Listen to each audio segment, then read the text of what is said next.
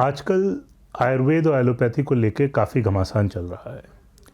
Twitter और बाकी social media sites पे कुछ एलोपैथी के डॉक्टर आयुर्वेद की इफ़ेक्टिवनेस को लेकर काफ़ी सवाल उठा रहे हैं। उसी तरह से आयुर्वेद के भी कई डॉक्टर एलोपैथी के साइड इफ़ेक्ट्स को लेकर पीछे पड़े हुए हैं। अब एज अ पेशेंट ये बहुत मुश्किल हो जाता है समझना कि किस मेथडोलॉजी पर ट्रस्ट करें, आयुर्वेद या एलोपैथी। 200 साल पहले अगर हम देखते हैं तो जो एंशियंट सिविलाइजेशंस हैं जैसे इंडिया, चाइना, अफ्रीका, यहाँ पर ट्रेडिशनल मेडिसिन्स अवेलेबल थी जिनसे बहुत सारी बीमारियों का हज़ारों सालों तक इलाज होता रहा। लेकिन यह भी फैक्ट है कि अगर हम 200 साल से पहले एवरेज ह्यूमन एज देखें तो वो सिर्फ 35 साल की थी।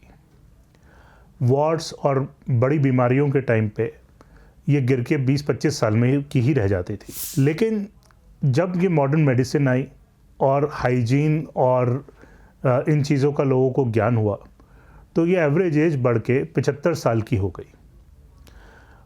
मॉडर्न मेडिसिन साइंटिफिक तरीके से बहुत सारी बीमारियों को ट्रीट करती है और इसमें काफ़ी नोटेबल अचीवमेंट्स हैं। पेनिसिलिन जो इन्फेक्शन के लिए यूज़ की जाती है, इंसुलिन जो डायबिटीज़ के लिए यूज़ की जाती है।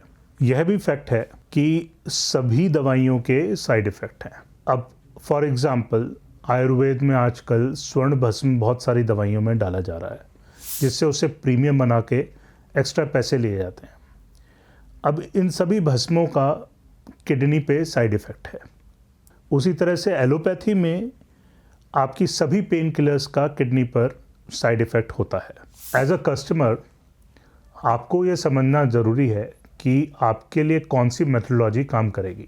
कई बार आपको एक मेथडोलॉजी पे पूरी तरह से ट्रस्ट करने की ज़रूरत नहीं है, यूज़ करने की ज़रूरत नहीं है। आप मिक्स करके भी यूज़ कर सकते हैं। जैसे हमारा हेयर ट्रीटमेंट का सॉल्यूशन है। अब हम लोगों ने जब रिसर्च की तो ये पाया कि हेयर फॉल को रोकने के लिए आयुर्वेद में बहुत अच्छे सॉल्यूशन अवेलेबल हैं और वो 5000 सालों से इफ़ेक्टिव हैं। बहुत पुरानी हिस्ट्री है उन सॉल्यूशंस के अराउंड।